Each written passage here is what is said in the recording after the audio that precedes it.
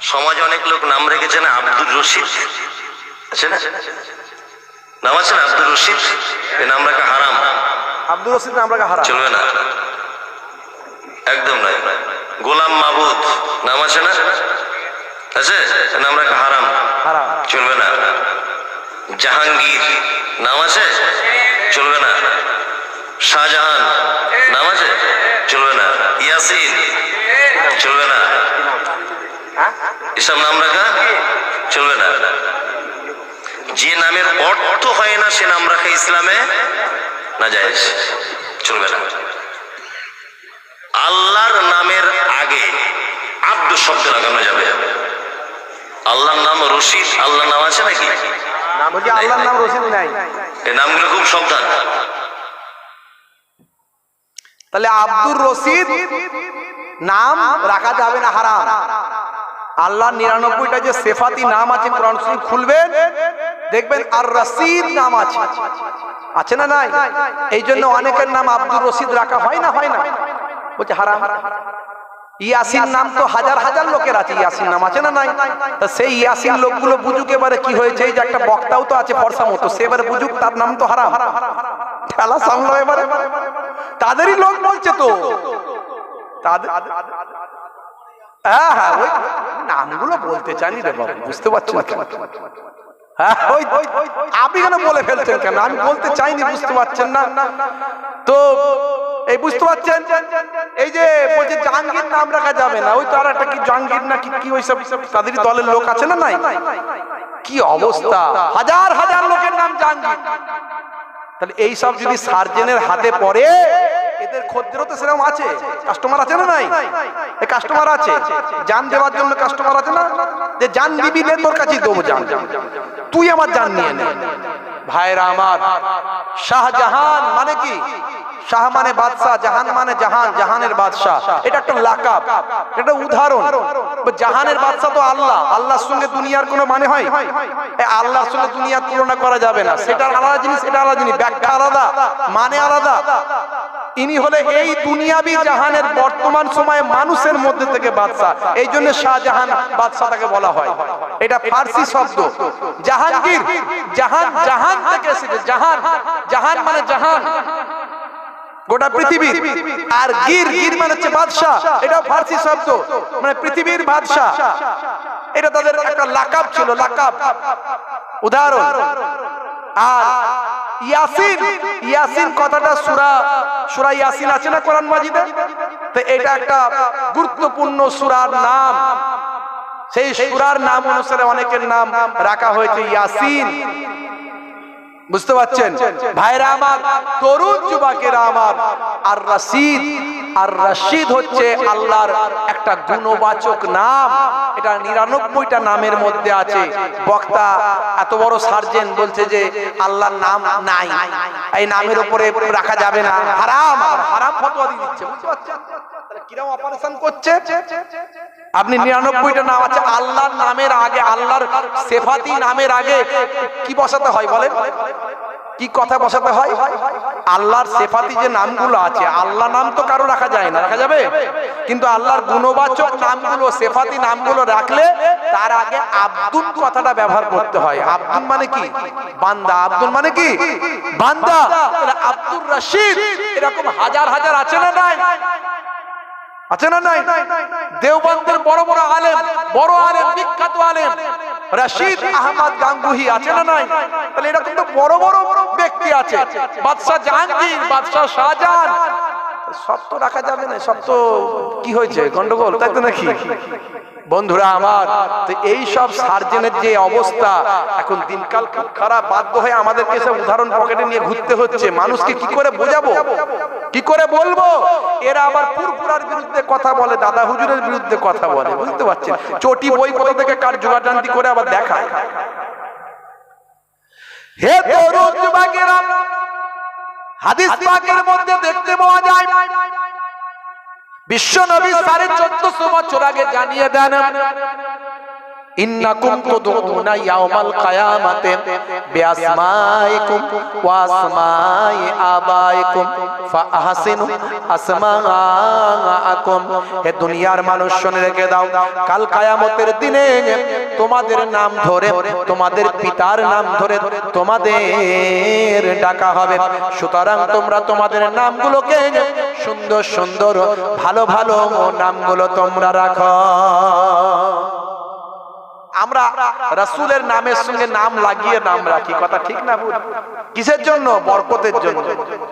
আল্লাহর গুণবাচক নামগুলো নিজেদের ছেলে মেয়েদের নাম ছেলেদের নাম রাখি, তার সঙ্গে আব্দুল কথাটা ব্যবহার করে দিই, কারণ আল্লাহর যেহেতু নাম, আল্লাহর নামের সঙ্গে তার বান্দা, রশিদের বান্দা, কি সত্তারের বান্দা, হ্যাঁ জব্বারের বান্দা, তাহলে আব্দুল জব্বার, আব্দুল সত্তার, আব্দুল রশিদ। বন্ধুরা আমার, তরুণ যুবকেরা আমার, হে আমার বন্ধুরা, শুনে রেখে দিন বাবা, জেনে রেখে দেন, আমার মাবুদ আল্লাহ তাআলা কোরআন মাজিদের মধ্যে জানিয়ে দিলেন, হে দুনিয়ার মানুষ শুনে রেখে দাও, আমি তোমাদেরকে জানিয়ে দিই, মা খালাকতুল জিন্না ওয়াল ইনসা ইল্লা লিয়াবুদুন। আমি জিন জাতি এবং মনুষ্য জাতিকে কেবলমাত্র পৃথিবীর জমিনে পাঠিয়েছি আমার ইবাদত করার জন্য। হে তরুণ যুবকেরা, তোমরা ভুলে যেও না যে তোমাদের মরতে হবে। তাই আমার আল্লাহ কোরআন মাজিদে অন্য জায়গায় জানিয়ে দেন, মা খালাকতুল জিন্না ওয়াল ইনসা ইল্লা লিয়াবুদুন। এখানে যেমন আমার আল্লাহ জানালেন আমি ইবাদতের জন্য পাঠিয়েছি, অন্য জায়গায় আমার আল্লাহ আবার বলে দিচ্ছেন, শুনে রেখে দাও, তোমাদের মারা যেতে হবে। কুল্লু নাফসিন যায়কাতুল মাউত, প্রত্যেক প্রাণী মাত্রই মৃত্যুর আস্বাদ গ্রহণ করবে। জন্ম যার হয়েছে মৃত্যু তাকে ভোগ করতে হবে, অর্থাৎ মৃত্যুর জন্য তোমরা তৈরি হয়ে যাও। মৃত্যু তোমাদের অবশ্যম্ভাবী, মৃত্যু তোমাদের হবে।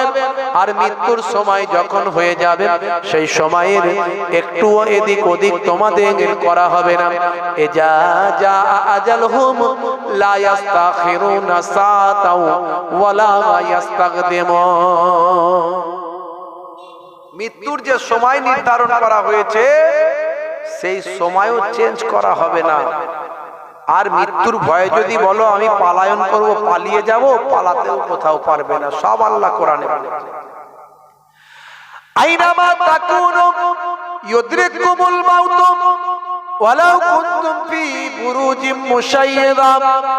বান্দা মৃত্যুর হাত থেকে যেখানেই পলায়ন করিস না কেন বান্দা, মৃত্যুর হাত থেকে রেহাই পাবি না।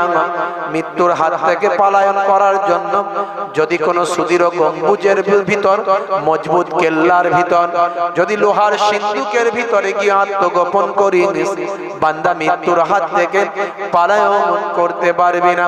অনেকে মৃত্যুর হাত থেকে বাঁচার জন্য ভেলোর যায়, অনেকে মৃত্যুর হাত থেকে বাঁচার জন্য চেন্নাই যায়, ম্যাড্রাস যায়, বা আমার বড় বড় হসপিটালে যায়, নার্সিং হোমে যায়।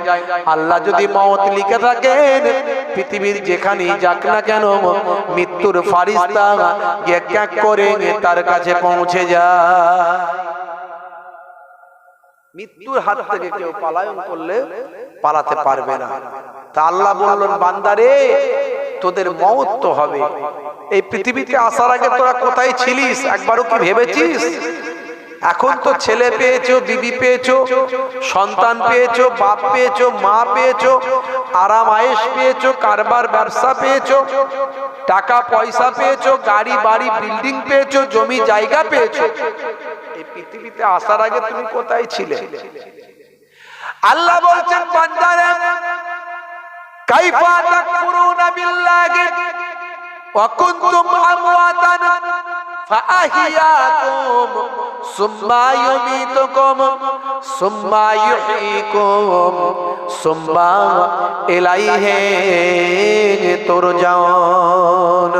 কাইফা তাকফুরুন, তোমরা কেমন করে কুফরি করো, বিল্লাহি আল্লাহর সাথে, আমার আল্লাহকে কেমন করে অবজ্ঞা করো, আল্লাহর সঙ্গে কেমন করে নাফরমানি করো, আল্লাহর নির্দেশের বাইরে কেমন করে চলো, কেমন করে তোমরা নামাজ ছেড়ে দাও, কেমন করে তোমরা রোজা ছেড়ে দাও, কেমন করে আল্লাহর নির্দেশনাকে তোমরা ভুলে যাও। আল্লাহ বলছেন বান্দারে, এই পৃথিবীতে আসার আগে তোমরা কোথায় ছিলে এটা কি তোমরা ভেবেছো? তোমরা পৃথিবীতে আসার আগে কোথায় ছিলেন? অকুনতুম আমওয়াতান, আমি আল্লাহ বলি তোমরা ছিলে মৃত। এই পৃথিবীতে আসার আগে তোমরা ছিলে মৃত। কে বলছেন? আল্লাহ নিজে বলছেন, কোরআন মাজিদে বলে দেওয়া হয়েছে। সুম্মা ইউমীতুকুম, আবার তোমাদের মৃত্যু দেয়া হবে। তোমরা ছিলে মৃত। সুম্মা ইউহয়ীকুম, আমি তোমাদের জীবন দিয়েছি। আমরা ছিলাম মৃত, এখন আমরা জীবন পেয়েছি। তাই আল্লাহ বলছেন সুম্মা ইউহয়ীকুম, আমি তোমাদের জীবন দিয়েছি। এই জীবনের পরে আবার কি আসবে? মৃত্যু আসবে না? আসবে না। আমার আল্লাহ তাই জানিয়ে দিলেন সুম্মা ইউমীতুকুম, আবার তোমাদের মওত দেয়া হবে। তোমরা ছিলে মৃত, আমি তোমাদের জীবন দিয়েছি, আবার তোমাদের মৃত্যু দেয়া হবে। সুম্মা ইলাইহি তুরজাউন, তোমাদেরকে আমি আল্লাহ আমার কাছে ফিরতে হবে। ওরে বান্দারে, শুনে রেখে দাও, জেনে রেখে দাও, তাহলে আমি আল্লাহর কাছে তোমাদের প্রত্যাবর্তন করতে হবে এবং তোমাদেরকে আমি আল্লাহর কাছে হিসাব দিতে হবে। বন্ধুরা আমার, তরুণ যুবকেরা আমার, মুরব্বিয়ানেরা আমার, আমার আল্লাহ কোরআন মাজিদে সব বলে দিয়েছেন। এই জন্য কোরআন মাজিদ পড়তে লাগবে। কোরআন মাজিদ পড়লে আমি আপনি আস্তে আস্তে সব বুঝতে পারবো, আমার আপনার চোখ খুলে যাবে, জীবন ধন্য হয়ে যাবে। আপনি যদি কোরআন মাজিদ পড়েন, আপনার জীবন ধন্য হয়ে যাবে, আপনার চোখ খুলে যাবে। আমার আল্লাহ সব কোরআন মাজিদে জানিয়ে দিয়েছেন। ভাইরা আমার, আমার আল্লাহ কোরআন মাজিদে সূরা গাশিয়ায় 26 নম্বর আয়াতে বলছেন সুম্মা ইন্না আলাইনা হিসাবাহুম, অতঃপর আমারই উপর তাদের হিসাব নিকাশ গ্রহণ করা হবে। অর্থাৎ আমার কাছে এসে তোমাদেরকে হিসাব দিতে হবে। আমার আল্লাহ সূরা গাশিয়ার মধ্যে জানিয়ে দিয়েছেন আফালা ইয়ানজুরুনা ইলাল ইবলি কাইফা খুলিকাত। আল্লাহ বলছেন হ্যাঁ, ওয়া ইলাস সামাই কাইফা রুফিআত ওয়া ইলাল জিবালি কাইফা নুসিবাত ওয়া ইলাল আরদি কাইফা সুতিহাত ফাযাক্কির। আমার আল্লাহ বলছেন ফাযাক্কির ইন্নামা আনতা মুযাক্কির লাস্তা আলাইহিম বিমুসাইতির ইল্লা মান তাওয়াল্লা ওয়া কাফার ফায়ুআযিবুহু আল্লাহুল আযাবাল আকবার ইন্না ইলাইনা ইয়াবাহুম সুম্মা ইন্না আলাইনা হিসাবাহুম, সুম্মা ইন্না আলাইনা হিসাবাহুম। আমার আল্লাহ বলছেন, আল্লাহ রব্বুল আলামিন অতঃপর জানিয়ে দিলেন, হে দুনিয়ার মানুষ শুনে রেখে দাও, আমার উপর আমার কাছে হিসাব নিকাশ তোমাদেরকে দিতে হবে, তোমাদেরকে হিসাব দিতে হবে আমার নিকট এসে। পৃথিবীতে তোমরা কি করেছো, তোমরা কি কাজ করেছো, পৃথিবীতে হিসাব দাও। সূরা গাশিয়ার মধ্যে আমার আল্লাহ জানিয়ে দিয়েছেন 26 নম্বর আয়াত, তোমরা পৃথিবীতে আমি তোমাদেরকে সব দিয়েছিলাম, কারবার দিয়েছিলাম, ব্যবসা দিয়েছিলাম, সন্তান দিয়েছিলাম, বিবি দিয়েছিলাম, ছেলে মেয়ে দিয়েছিলাম, কারবার দিয়েছিলাম। তোমরা কি করেছো? শুধু হই হই করেছো, ফুর্তি করেছো, ফুর্তি করেছো, আরামায়েশ করেছো, ব্যবসা করেছো, ইনকাম করেছো, খেয়েছো, পড়েছো, বিল্ডিং হাঁকিয়েছো, গাড়ি বাড়ি নিয়ে মত্ত থেকেছো, জমি জায়গা মাল মাতা নিয়ে মত্ত থেকেছো। না না, আমার আল্লাহ থ্রেট দিচ্ছেন, থ্রেট দিয়ে বলছেন, কি বলছেন? হে তরুণ যুবকেরা, হে আমার বন্ধুরা, হে আমার মুরব্বিয়ানেরা, শুনে রেখে দিন বাবা, জেনে রেখে দিন বাবা, আল্লাহর কোরআন জানিয়ে দিচ্ছেন ইয়া আইয়ুহাল্লাযীনা আমানু লা তুলহিকুম আমওয়ালুকুম ওয়ালা আওলাদুকুম আন যিকরিল্লাহ ওয়া মান ইয়াফআল যালিকা ফাউলাইকা হুমুল খাসিরুন। ইয়া আইয়ুহাল্লাযীনা আমানু, হে বিশ্বাসী বান্দারা, হে বিশ্বাসী বান্দারা, অর্থাৎ হে ঈমানদার বান্দারা, ভাই আমার দোস্ত আমার আল্লাহ বললেন, ভাই আমার দোস্ত আমার, হে ঈমানদার বিশ্বাসী বান্দারা শুনে রেখে দাও, লা তুলহিকুম আমওয়ালুকুম, তোমাদের মাল মাতা তোমাদেরকে যেন ভুলিয়ে না দেয়, ওয়ালা আওলাদুকুম, এবং তোমাদের সন্তান সন্ততি আওলাদ যেন তোমাদেরকে ভুলিয়ে না দেয়, লা তুলহিকুম আমওয়ালুকুম ওয়ালা আওলাদুকুম আন যিকরিল্লাহ, মানে আল্লাহর জিকির হইতে, আন মানে হইতে, যিকরিল্লাহ মানে আল্লাহর জিকির, আল্লাহর স্মরণ, আল্লাহর ইবাদত, আল্লাহর ইবাদত, নামাজ, তেলাওয়াত, জিকির, আল্লাহর জিকির থেকে যেন তোমাদের মাল, তোমাদের সম্পদ, তোমাদের সন্তান সন্ততি, তোমাদের সন্তান সন্ততির কারণে, তোমাদের মালমাতার কারণে যেন তোমরা আল্লাহর স্মরণ ভুলে না যাও। যদি তোমরা ভুলে যাও, আমার আল্লাহ জ্বালিয়ে দিলেন, পরক্ষণে তোমরাই ক্ষতিগ্রস্ত হবে, তোমরাই বরবাদ হয়ে যাবে। ইয়া আইয়ুহাল্লাযীনা আমানু লা তুলহিকুম আমওয়ালুকুম ওয়ালা আওলাদুকুম আন যিকরিল্লাহ ওয়া মান ইয়াফআল যালিকা ফাউলাইকা হুমুল খাসিরুন। যারা এটা করবেন পরক্ষণে তারাই ক্ষতিগ্রস্তদের অন্তর্ভুক্ত হবে। তোমাদের সন্তান, তোমাদের মালমাতা, তোমাদের সন্তান সন্ততি যেন আল্লাহর ইবাদত না ভুলিয়ে দেয়। কাজ কারবার করছো, নামাজ ছেড়ে দিয়ে নয়। ছেলে মেয়েদের লালন পালন করছো, নামাজ ছেড়ে দিয়ে নয়। তুমি ব্যবসা করছো, তুমি ইনকাম করছো, চাষে গেছো, মাঠটাই ক্ষেত খামারে ফসল তুমি ফলাচ্ছ, ফসলে তুমি ফসলে লিকুইড দিচ্ছ, জোহরের আজান হয়ে গেল, হাইয়া আলাস সালাহ,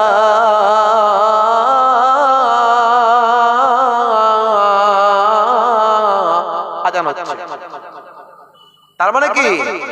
এসো নামাজের দিকে, এসো নামাজের দিকে এসো। আপনি কাজ করছেন, ফসল ফলাচ্ছেন, ফসলটাই আপনি ভাই আমার মেডিসিন দিচ্ছেন, মুয়াজ্জিন আজান দিচ্ছে, এসো নামাজের দিকে এসো।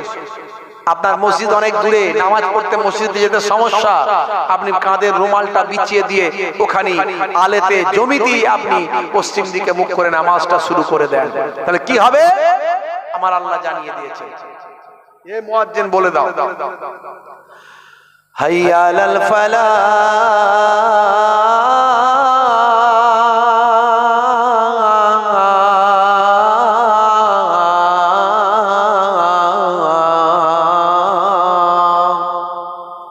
যদি তুমি নামাজে দাঁড়িয়ে যাও, আমি আল্লাহ বলছি তোমার কামিয়াবি দান করে দেব। তুমি যে ফসলে আজকে মেডিসিন দিচ্ছ ফসলটাকে ফলানোর জন্য, এই ফলানোর দায়িত্বটা আমি আল্লাহ গ্রহণ করে নেব। হে তরুণ যুবকেরা, আমি আপনি কোনো কিছু চিন্তা করি, কিন্তু সেই চিন্তাটাকে সাকসেসফুল করার মালিক হলেন আল্লাহ। তাই ভাগ্যে ভালো মন্দ যা কিছু হয় সব আল্লাহর কাছ থেকে হয়। এর জন্য আপনাকে দোয়াটা চাইতে হবে, আল্লাহর কাছে বলতে হবে, আল্লাহ আমার ভাগ্যকে তুমি খারাপ করো না, ভালো করে দাও। তবে মনে রাখবেন, কিছু কিছু সময় ইমানদারদের ভাগ্য আল্লাহ খারাপ করে, ওটা খারাপ নয়, আসলে ওটা পরীক্ষা করার জন্য আমার আল্লাহ করেন। নমরুদের আগুনের মধ্যে ইব্রাহিম নবীকে ফেলেছিলেন, আপনি কি বলবেন ইব্রাহিম নবীর ভাগ্য খারাপ ছিল? না না না। আবু জাহেল আমার নবীকে কষ্ট দিয়েছিল, অত্যাচার করেছিল, আপনি কি বলবেন নবীর ভাগ্য খারাপ ছিল? না না। হে তরুণ যুবকেরা, মাঝে মধ্যে আমার আল্লাহ নবীদের, নবী আলাইহিমুস সালাতু ওয়াস সালামদের পরীক্ষা নিয়েছেন। হয় আমার তরুণ যুবকেরা, আমার আইয়ুব আলাইহিস সালাতু ওয়াস সালামের সারা শরীরে আল্লাহ অসুখ দিয়েছিলেন, রোগ দিয়েছিলেন, সারা শরীরে পোকা হয়ে গিয়েছিল। তারপরেও যারা আল্লাহর নেক বান্দা হয়, তারা আল্লাহর উপর অসন্তুষ্ট কখনো হন না। ইমানদার বান্দাকে আল্লাহ মাঝে মাঝে পরীক্ষা করার জন্য তাকে কিছু বিপদ আপদ দেন। আর যারা বেঈমান, যারা দিন ধর্ম পালন করে না, আল্লাহকে মানে না, তাদের উপর আল্লাহ মাঝে মাঝে গজব দিয়ে তাদেরকে শাস্তি দেন, যে এখনো ফিরে আয়, এখনো ফিরে আয়। তবে আল্লাহ কি খাওয়াবেন না? আল্লাহ সবাইকে খাওয়াবেন, রুজি আল্লাহ সবাইকে দেবেন। কিন্তু আমাকে আপনাকে আল্লাহ এহসাস দিচ্ছেন, এত কিছু আমার নিয়ামত ভোগ করছিস, আমাকে কবার ডেকেছিস। হাওয়া দিয়েছেন আল্লাহ, পানি দিয়েছেন আল্লাহ, শস্য শ্যামলা ফলমূল দিয়েছেন আল্লাহ, আপনার রুজি রুটির মালিক আল্লাহ করেছেন আপনাকে। আপনি ফসলটা ফলাচ্ছেন, ফসলটা সাকসেসফুল করার মালিক আল্লাহ, ফসলটা দেনেওয়ালার মালিক আল্লাহ। হে তরুণ যুবকেরা, হে আমার বন্ধুরা, শুনে রেখে দিন বাবা, জেনে রেখে দিন বাবা, এই জন্য আমাকে সর্ববিষয় আল্লাহর নির্দেশনাকে মানতে হবে, আল্লাহর হুকুমকে মানতে হবে। আমার আল্লাহ কোরআন মাজিদে জানিয়ে দিয়েছেন, হে দুনিয়ার মানুষ শুনে রেখে দাও, তোমাদেরকে আমি আল্লাহ আমার ইবাদতের জন্য সৃষ্টি করেছি। মা খালাকতুল জিন্না ওয়াল ইনসা ইল্লা লিয়াবুদুন, আমি জিন জাতি এবং মনুষ্য জাতিকে আমার ইবাদত ছাড়া অন্য কোন উদ্দেশ্যে আমি আল্লাহ সৃষ্টি করি না। তবে ইবাদতটা কেমন করবেন? ইবাদতটা তেমন করবেন যেমন আল্লাহর ওলি বান্দারা করতে বলেছে। এখন সমাজে অনেক মোল্লা মৌলবী, অনেক বক্তা, অনেক আলেম ই বলছে এইভাবে করো, বলছো এইভাবে করো। এতদিন ধরে আপনি নাভির নিচে হাত বেঁধে নামাজ পড়েছেন, এখন বলছে না না এটা বুকে বেঁধে দাও, বলছে না, বলছে না। কত রকমের তাহলে ইবাদত করার নিয়ম বেরিয়ে গেছে এখন, আগে এগুলো শোনেননি। এইসব ব্যাপারগুলো আলেম ওলামারা বোঝে, সাধারণ মানুষ তো বোঝে না। এখন যে যেটা বলবে হারাম, নাজায়েজ, বিদআত বললি আমি আপনি চমকে যাই। এই জন্য বাবা, ওলি আউলিয়ারা যেমন ভাবে ইবাদত দেখিয়ে দিয়ে গেছে তেমন করো। তোমার যদি বিশ্বাস হয় যে মুজাদ্দিদুজ জামান ঠিক, তাহলে তিনি যেমন দেখিয়ে গেছেন তেমনটা ঠিক। যদি তোমার বিশ্বাস হয় যে আল্লামা বসিরহাট হুজুর ঠিক, তাহলে তিনি যেমন দেখিয়ে দিয়ে গেছেন তেমনটা ঠিক। বেশি ঝামেলায় যাওয়ার দরকার নাই। আর যদি বলো ঝামেলায় আমি একটু ঢুকতে চাই, তাহলে 17 বছর আগে মাদ্রাসায় পড়ে এসো, তারপরে ঢুকবে। কেন হাতটা রাফা দাইন করা হয়? যারা করেন কেন করেন, কোথা থেকে এলো? আর আমরা যারা রাফা দাইন করি না, কেন করি না, সেই কোথা থেকে এলো সেটাও আপনি পাবেন 17 বছর পড়াশোনা করলে। আর যদি বলেন আমি পড়াশোনা করবো না, এমনি এমনি ইউটিউব থেকে শিখে যাব, তাহলে আপনি ওই দু নৌকায় পা দিয়ে মাঝখানে দেখবেন কোন নৌকাতেই চান্স পাবেন না, ফরত করে ডুবে যাবেন। ইমানটাই হারিয়ে বেঈমান হয়ে কবরে ঢুকবে। আখেরি জামানা বাপজি, বড় কঠিন সময়। হে তরুণ যুবকেরা, আমাদেরকে আল্লাহকে ভয় করতে হবে। আপনারা সাধারণ মানুষ, বেশি দায়িত্ব আপনাদের নাই। ইসলামের মৌলিক বিষয়গুলো মাথায় রাখবেন। বুনিয়াল ইসলাম আলা খামস, ইসলামের মৌলিক বিষয় বুনিয়াদ হলো 5টা। হে তরুণ যুবকেরা, হে আমার মুরব্বিয়ানেরা, ওয়া ইকামিস সালাত ওয়া ইতাইজ যাকাত ওয়াল হজ ওয়া সাওম রমাজান। হে তরুণ যুবকেরা, শাহাদাত আল্লা ইলাহা ইল্লাল্লাহ, প্রথম হলো সাক্ষী দেওয়া আল্লাহ ছাড়া কোনো মাবুদ নাই, আল্লাহ ছাড়া কোনো স্রষ্টা নাই, আল্লাহ ছাড়া কোনো সৃষ্টিকর্তা নাই। লা ইলাহা ইল্লাল্লাহ মুহাম্মাদুর রাসূলুল্লাহ সাল্লাল্লাহু আলাইহি ওয়াসাল্লাম। নবী পাকের নাম শুনলে কি বলবেন? বলেন সাল্লাল্লাহু আলাইহি ওয়াসাল্লাম। অর্থাৎ নবীজির নাম শুনলে দরুদ শরীফ, এটা একটা দরুদ শরীফ। এরকম দরুদ শরীফ অনেক আছে, কথা ঠিক না ভুল? তাই না? এক শ্রেণীর মানুষ একটা দরুদ শরীফই ধরে রেখে দিয়েছে, আমরা সব রকম দরুদ শরীফ পড়ি, তাই না? সাল্লাল্লাহু আলাইহি সাল্লাম এই দরুদটাও পড়ি, আসসালাতু ওয়াসসালামু আলাইকা ইয়া রাসূলুল্লাহ এই দরুদটাও পড়ি, আল্লাহুম্মা সাল্লি আলা সাইয়্যিদিনা সাফিয়ানা হাবিবানা মাওলানা মুহাম্মদ ওয়া আলা আলিহি ওয়া সাহাবি ওয়া বারিক ওয়া সাল্লিম এই দরুদ পড়ি। তারপরে আল্লাহুম্মা সাল্লি আলা মুহাম্মাদি ওয়া আলা আলি মুহাম্মাদিন কামা সাল্লাইতা আলা ইব্রাহিম। অনেকে বলে দরুদ ইব্রাহিম, তা আমার নবীর তো নাম আছে, দরুদ মুহাম্মাদি কেন বলে না? নাম দিয়ে দিয়েছি আমরা দরুদ ইব্রাহিম, বুঝতে পারছেন কোথায় লেখা আছে দরুদ ইব্রাহিম বলে? এই দরুদটা আমরা পড়ি। হে তরুণ যুবকেরা, হে আমার বন্ধুরা, শুনে রেখে দিন বাবা, জেনে রেখে দেন। তাহলে আপনার প্রথম কাজ হলো কালেমার উপর বিশ্বাস স্থাপন করা, কালেমার উপর বিশ্বাস প্রতিষ্ঠা করা, মুখে স্বীকার, অন্তরে বিশ্বাস, কার্যে পরিণত করা। লা ইলাহা ইল্লাল্লাহু মুহাম্মাদুর রাসূলুল্লাহ সাল্লাল্লাহু আলাইহি ওয়াসাল্লাম, আল্লাহ ছাড়া কোনো মাবুদ নাই, আর মুহাম্মাদুর রাসূলুল্লাহ সাল্লাল্লাহু আলাইহি ওয়াসাল্লাম হলেন আখিরি জামানার পয়গম্বর, আল্লাহর বান্দা এবং রাসূল। জোরে হবে না? জোরে হবে না? ভাইরা আমার, তরুণ যুবকেরা আমার, হে আমার বন্ধুরা, হে আমার মুরব্বিয়ানেরা, এই প্রথমে ঈমানটাকে মজবুত করুন, কালেমার উপর নিজেকে দৃঢ়তা আনুন, কালেমার উপর নিজেকে মজবুতি আনুন। এরপরে আপনার দ্বিতীয় নাম্বার কাজ হলো ভাই আমার ওয়াইকামিস সালাত, অর্থাৎ নামাজটা কায়েম করা। 5 ওয়াক্ত নামাজটা আপনাকে পড়তে হবে, কারণ নামাজ হলো সবচেয়ে বড় ইবাদত। এই ইবাদত ছেড়ে দিয়ে আপনি জান্নাতে যাবেন, এটা কল্পনা করা যায় না। ভালো করে যদি আপনি ছাত্র, যদি ভালো করে যদি পরীক্ষার খাতায় পরীক্ষাটা নাম্বার লেখাটা লিখে আসে, ছাত্র মনে মনে একটা ঠিক করে, পাস তো আমি করে যাব। কথা ঠিক না বল? পাস তো আমি করে যাব, সে তার কনফিডেন্স থাকে একটা।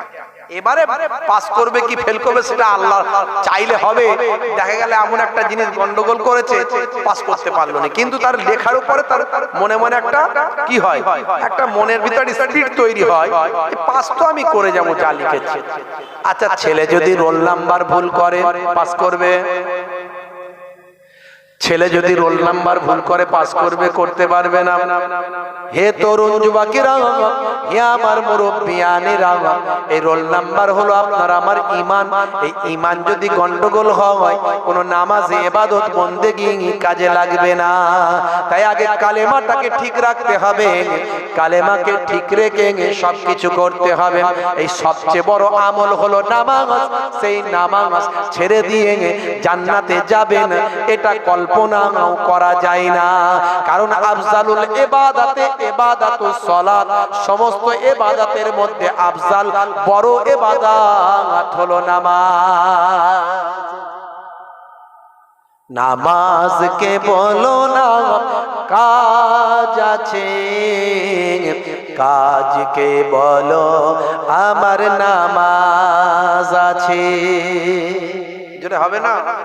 আর জোরে হবে না? নামাজকে বলো না কাজ আছে, কাজকে বলো আমার নামাজ আছে।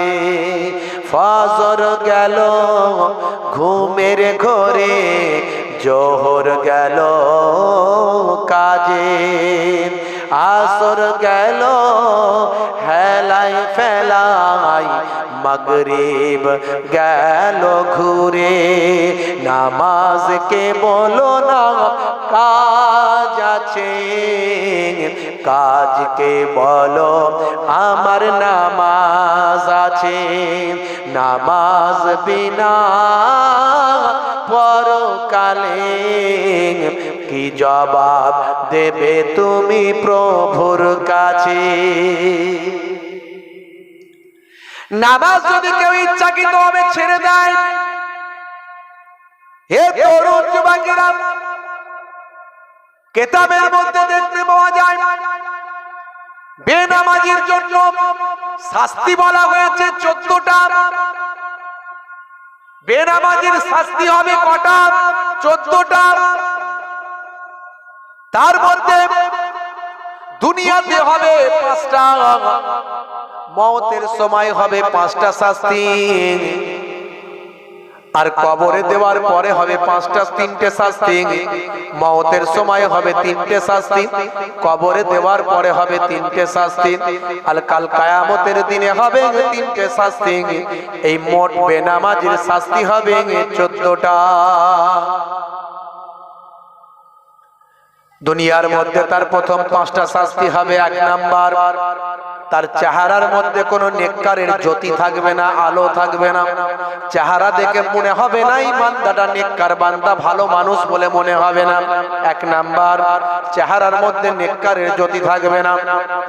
2 নাম্বার, তার জীবিকার মধ্যে কোনো বরকত থাকবে না। যা ইনকাম করবে বলবে নাই, পয়সা চোখে দেখতে পাই না। হুজুরকে বলবে হুজুর একটু তাবিজ করে দিন তো, আমি ইনকাম করছি, পয়সা না হয়। হুজুর যদি হুজুরের মতো হয়, জিজ্ঞাসা করে বেটা নামাজ পড়িস, বেটা নামাজ পড়িস না? হুজুর নামাজ পড়ি না। ওরে বাবু, যদি নামাজ ছেড়ে দাও তুমি, আমার তাবিজ আল্লাহ কোনো কাজে দেবে না। তোমাকে নামাজ শুরু করতে হবে। নামাজের পরে আমি তোমার জন্য দোয়া করব, তাবিজ করে দেব। আল্লাহর কোরআনটা তোমার জন্য দেব, আল্লাহর কোরআনটা লিখে তোমার গলায় দিয়ে দেব। নিশ্চয় আমার আল্লাহর কোরআনের বদৌলতে তোমার জীবনে আল্লাহ বরকত দান করে দেবেন। তবে আগে তোমাকে নামাজ পড়তে হবে।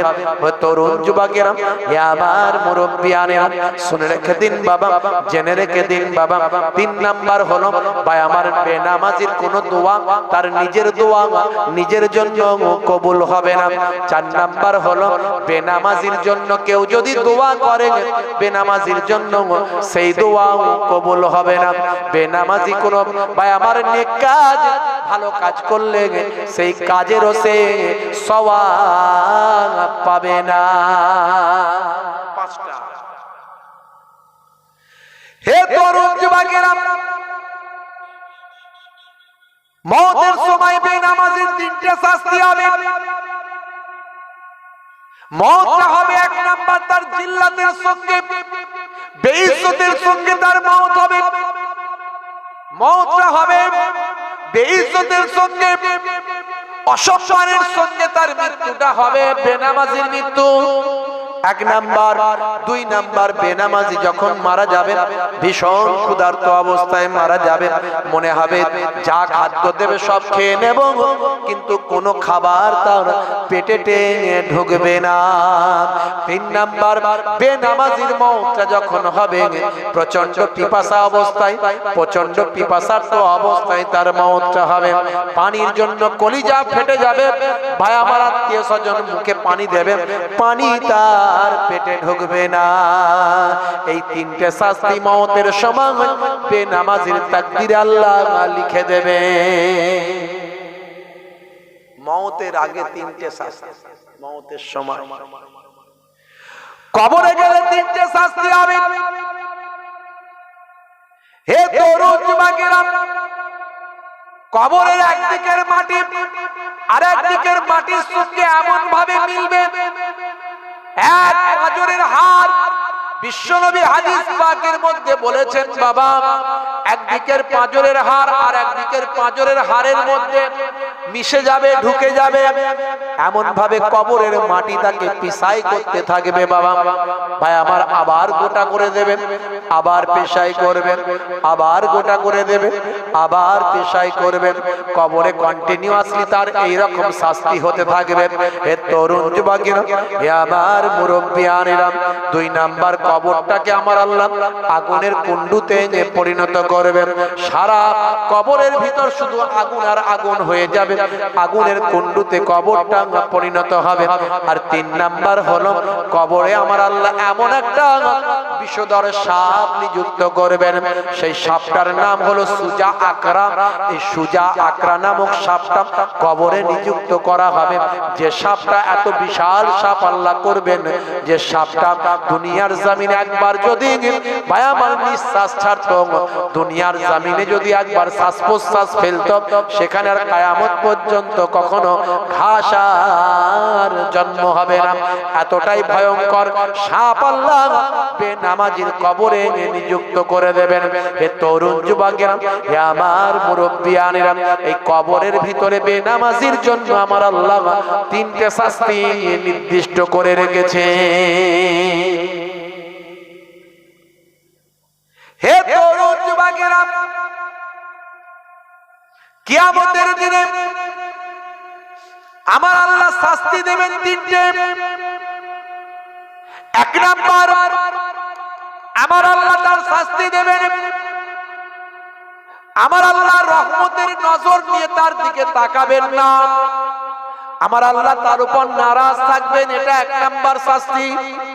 আল্লাহ তাআলা তার উপর রাজি থাকবেন না, রহমতের নজর নিয়ে তার দিকে তাকাবেন না।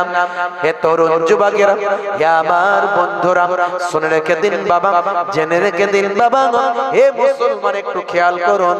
দুই নাম্বার শাস্তি হলো, ভাই আমার দোস্ত আমার, কাল কিয়ামতের দিনে ডান হাতে তার আমলনামা দেওয়া হবে না, ডান হাতে তার আমলনামা পাবে না। তিন নাম্বার শাস্তি হলো, আমার আল্লাহর ফেরেশতারা তাকে জোর করে চাগিয়ে নিয়ে গিয়ে জাহান্নামের আগুনে ঠেলে দেবে।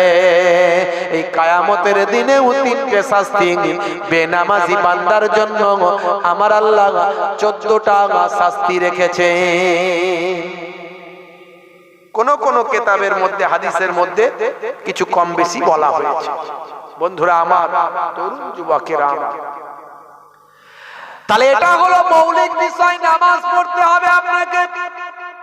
প্রথমে বলেছি কালেমা, তারপরে নামাজ। তিন নাম্বার হলো ওয়াইতাই যাকাত, যাকাত প্রদান করতে হবে।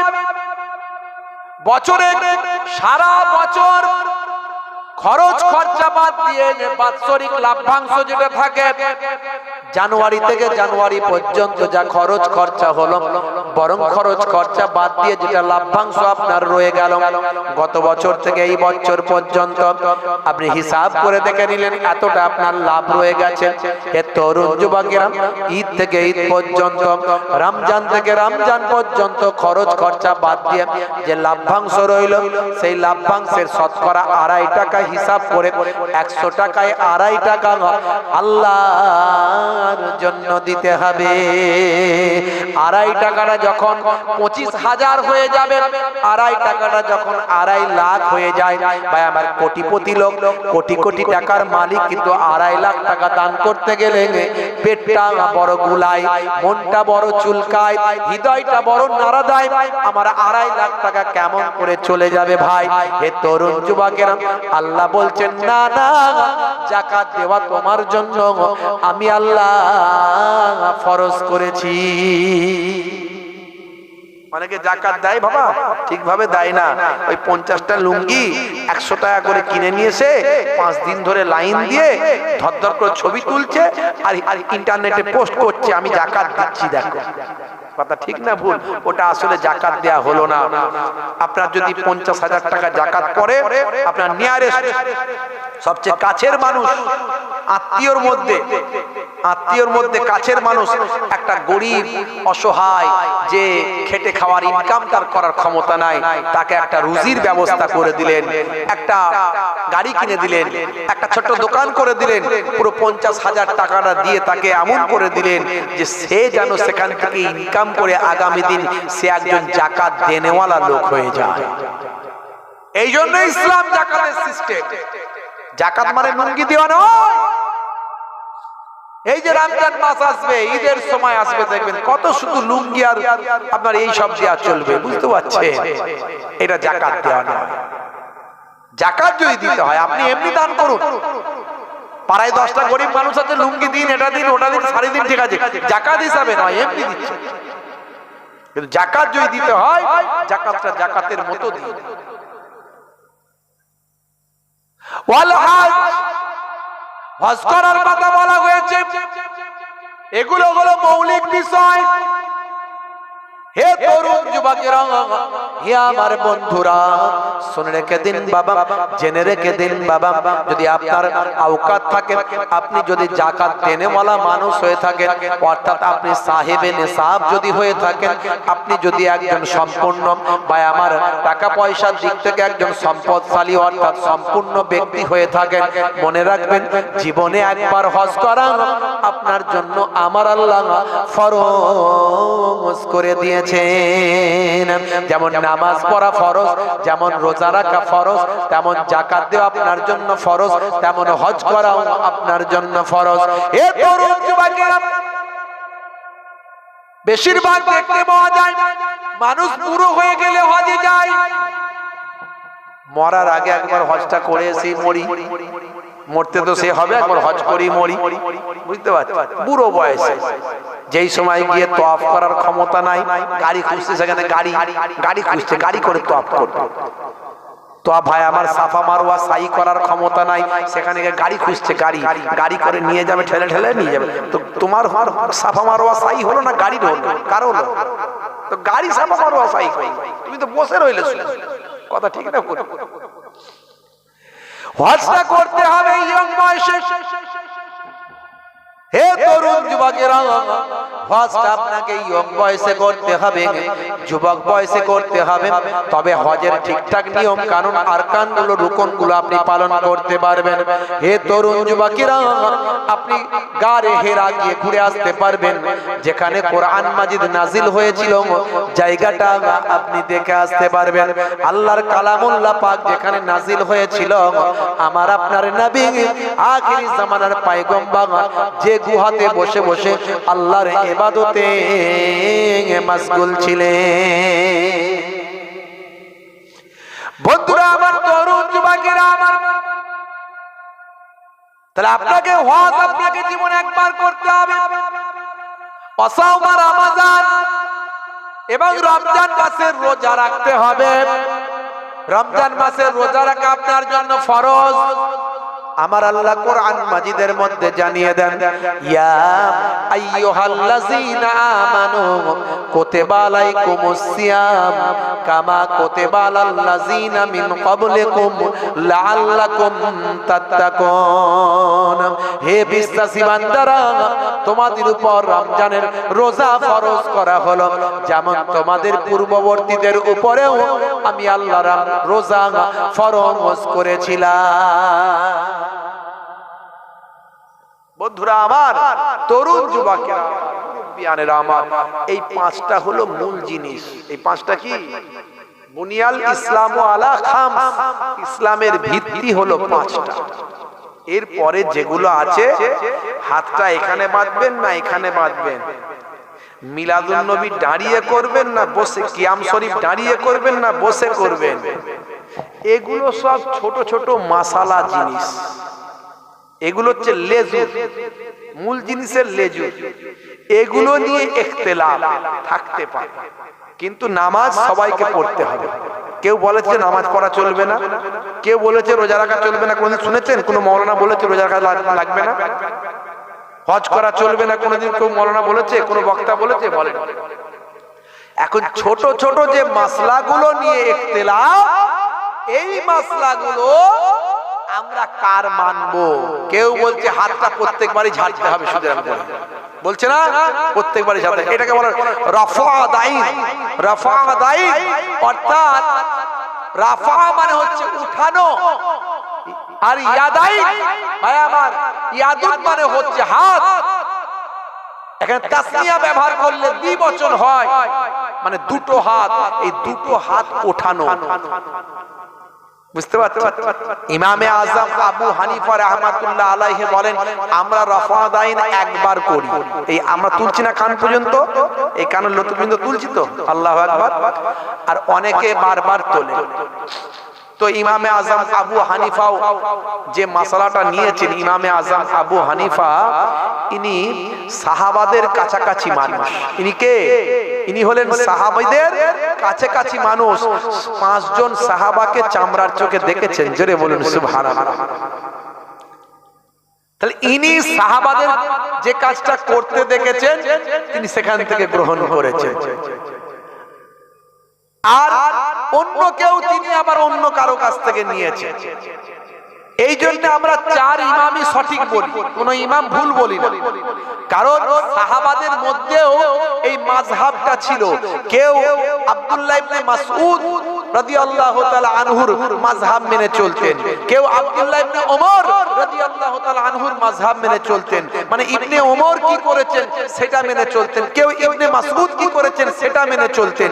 অর্থাৎ যে যেভাবে ভাই আমার পেয়েছেন, যে যেভাবে রাসূলের হাদিস পেয়েছেন বা রাসূলকে পেয়েছেন সে সেভাবে মেনে চলতেন। কুফার সাহাবীরা তারা একরকম ভাবে তারা মাসালা নিয়েছেন, ইয়ামানের সাহাবীরা আরেক রকম ভাবে মাসালা নিয়েছেন, মানে কেউ কোন সাহাবীর পক্ষ থেকে নিয়েছেন। এই জন্যই তো ছোটখাটো মাসালাগুলো নিয়ে ইখতিলাফ আছে, মূল জিনিসে ইখতিলাফ ইসলামে নাই, ছোটখাটো মাসালাগুলো নিয়ে ইখতিলাফ আছে। এগুলো আল্লাহর রহমত, যে যেটা করবেন সেটাই ঠিক, কোনো অসুবিধা নাই। কিন্তু এটা নিয়ে বিতর্ক করলে গন্ডগোল, এটা নিয়ে ঝগড়া করলে গন্ডগোল, বুঝতে পারছেন?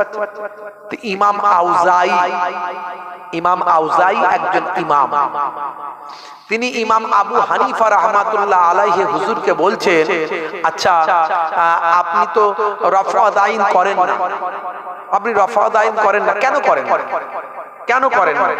বলছে আমি করি না, তার কারণ হলো আমি যে যিনার কাছ থেকে মাসালাটা নিয়েছি, যার কাছ থেকে আমি মাসালাটা পেয়েছি তিনি হলেন ইবনে মাসউদ রাদিয়াল্লাহু তাআলা আনহু। জোরে বলুন সুবহানাল্লাহ।